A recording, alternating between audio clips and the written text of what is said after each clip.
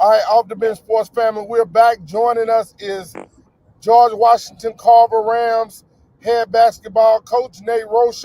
How you doing, Coach? All good, man. Thank you for having me.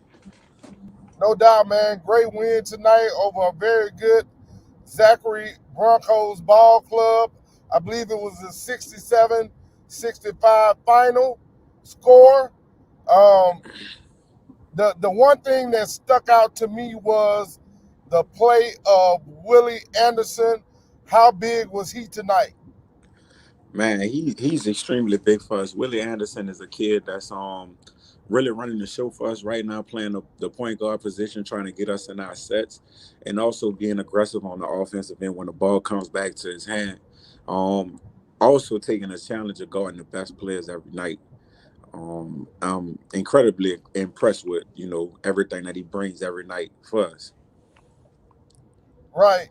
I guess I don't want to say on the flip side, but on the flip side of that, a guy that I look forward to having a big night was Dorian Finister, but his issue was three fouls, I believe it was, in the first half. That kind of limited his ability to be aggressive. But as the second half went on, you kind of saw what he can do. He was getting in the lane, finishing with contact. What did you tell Dorian to keep him motivated? Uh, just telling Dorian that he got to continue to fight through adversity, man. Like you said, the first half didn't go the way that he wanted it to go, but he stayed with it. He stayed locked in the game. He kept encouraging his teammates, and when we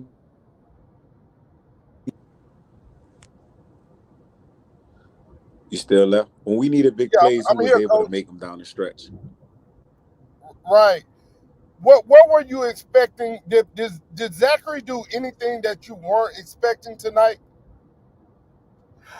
Ah, gotta love it, baby. Gotta love it. Gotta love it. Hopefully, Coach Roche will be back in a second. Um, it's just connectivity issues in those schools, and it's uncontrollable at times. So we'll give it a minute, man, and try to get this interview finished for you guys. So just be patient with us. Um, we're not perfect. We're doing the very best we can to bring you the best in high school sports, broadcasting, interviews, and exposure. That's what we are. All right, Coach Roche is back in. Well, welcome back, Coach. I was asking you if Zachary did anything that you weren't expecting them to do tonight. Zachary is a great ball club, man. I have the utmost respect for the coaches and those players. I've been watching some of those players for about 4 years now, longer than that, man. I can remember when some of those kids was in seventh grade, and they did just exactly what I expected them to do: come out, play hard, be scrappy, be well coached, and we was fortunate enough to come out on top in this one. But nothing but respect for those guys, man, because it's a hell of a ball club. Right. They definitely are. Coach McClinton and company do a great job of teaching them how to play the game the right way. I'm gonna ask you this question only because Coach McClinton told me that this is a Nate Roche question too. So I gotta ask you, how how how much of an issue or how much effort do you and your coaching staff as a head coach have to deal with the process of coaching really talented kids, and how much do egos come into play? How much do you have to say, I'm putting my foot down, that's a no-go? I think it starts with having a good relationship with your kids, man. I feel like young men grow up, young boys grow up and be young men. So it's always a time and a point where they may feel like they know more than you, or they may want to try it their way. I think you have to have a good enough relationship with the kids to just help them understand that you trying to give them some guidance, some wisdom, some words that you wish you would have had when you was growing up. And if your kids love you and they know that it's coming from a good place, eventually they'll get the Right. memo. It's not the easiest job in the world getting kids to, you know, trust the process. But if you're a good Buy coach in. and you love what you're doing and you want to see a change, you just can't give up. The beauty in it is having talent. When you have talent, you can coach. When you don't have talent, you got to develop before you can coach.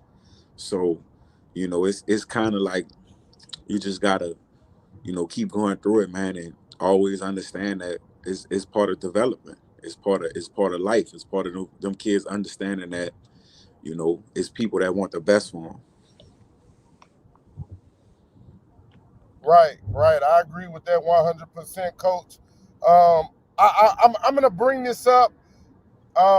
This is not you know how much I care about you and your program and We what do. you do. That doesn't have to be documented. It's been documented enough.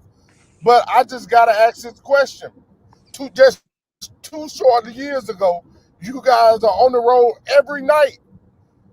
Every night y'all are on the road. How much has these kids grown, man? As young men, how much has your team grown? They growing a lot, man. I want to say we have about maybe 3 kids that was a part of that team that had to be on the road every year, and that was like maybe what 4 years, 5 years ago, something like that. Maybe I'm sorry, we have more than 3. We have about 5, and I think it helps when the game gets a little bit crazy. They understand how to respond. They understand what needs to be done in that moment and what shouldn't be done. Um, I just hope that every moment that we encounter just helps us all grow. You know, when we talk about wins, losses, or situations like what we had, 3 or 4 years ago, where we had to play all our games away. Right. You had a top 28 loss in the finals, a top 28 loss in the semifinals, um, a couple of just local games where they were important games that you didn't get the win out of. How important was it for you guys to get this statement win tonight against Zachary? I think it was a big win for us to get it, but just being in that moment, understanding that every night we got to come out and play. Every night, no matter who we face, they're gonna come out and give us our best. So for me, it's just about rising up to the challenge.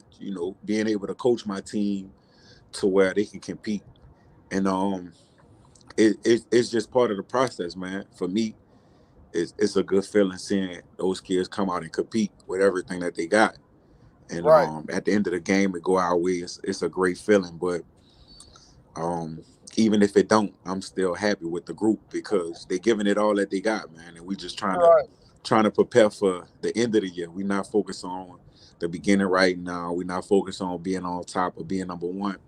We just focus on getting better every day. right. Hey, since you brought it up, I gotta ask a question, man. I gotta ask a question. Um, you say you just want to coach your team every night and do that the right way. How much better have you gotten progressively every year as a basketball coach, as a motivator, as a skill developer, as a guy that leads young men? How much better have you gotten? Man, um, that's a hard question because it's hard to see yourself. But I will hope that I'm getting better to, continue to impact the community that I'm in, man. I will hope that every game, every year, I'm learning something. I had the privilege to be around a lot of good coaches, uh, AU basketball. Um, I'm always learning, man. I try to be a sponge to soak everything up around me. And Right, at the end of the day, I just want to be able to put these kids in a good position so they could further their education or further their basketball career. So I will hope that I'm growing every year. right. We haven't talked about him, and everybody know I don't be trying to cuss, but I'd be damned if we don't discuss Solomon Washington. Um, Disservice to the program if I don't talk about it. So Solomon Washington, super aggressive to start the game, put the ball in the basket, but that wasn't what impressed me. I've always been a guy that loved kids that can play on both ends of the court. I've always been a guy that loved kids that can do multiple faceted things within the game. Solomon defended Brandon Rogers Hardy the majority of the game. Probably had about 7 blocks, probably about 13 rebounds, double digit in points. What can't he do? What can he do? Man, that's a tough question right there. He looks I, like he can do everything on the court. I thought you was gonna give me a easy one, but nah, man, he's a good kid, man. He's a leader, man. He's learning every day how to be a better leader, how to be more vocal in the huddle, how to just help guys stay motivated. He want to be an extension of the coach.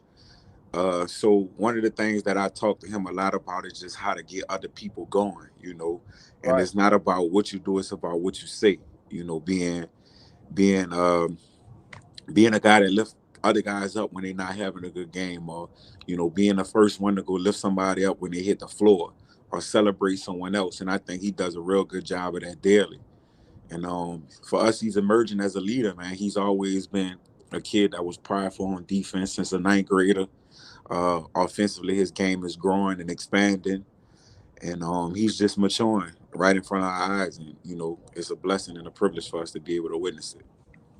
another thing that I noticed about Solomon was that great footwork in the paint. His go-to is the spin move, and he can do it forward and inverted really well. But he had added a double move to it, and that was when he comes out of the spin, going into the up and under. How much does he work on footwork in practice? It's clear to me that he does it a lot because his movements are pretty fluid. Is he a gym junkie? Yeah, he's definitely a kid that that loves to get skill work, individual work, be in the gym, just shooting whenever he can. I think this summer we worked a lot with him on just his footwork, just trying to get his defender one way and then spin back another way, just doing a little different things with him all, just trying to develop him, you know. So it's just all coming to light for him, and we just want to encourage him to keep being dominant in the post because a lot of kids want to be out on the perimeter shooting jump shots or handling the ball, and Right. at his size and his ability he can't do that, but we want him to understand that it's also bread and butter in the paint, and I think that he's accepted that role for our team this year and is getting better with his footwork and everything that comes with that. I talked about this during the final seconds of the broadcast tonight, and the thing that impressed me the most about Solomon Washington was 8 seconds on the clock. You guys are up two, and when they break the huddle, he's the first guy on the floor, and he's jogging to his spot.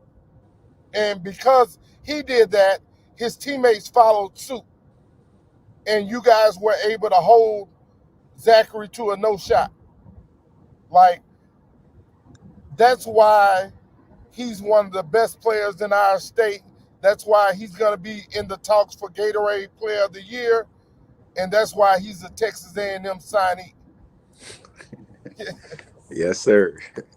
I um, appreciate you having it, man. I hope you get home safe, man. One love, coach. You know what it is. Anytime, just hit me up, man. Off the Um, bench sports, man. Thank you for having me. get off the bench, get into the game. Yes, sir. Later. Yes, sir.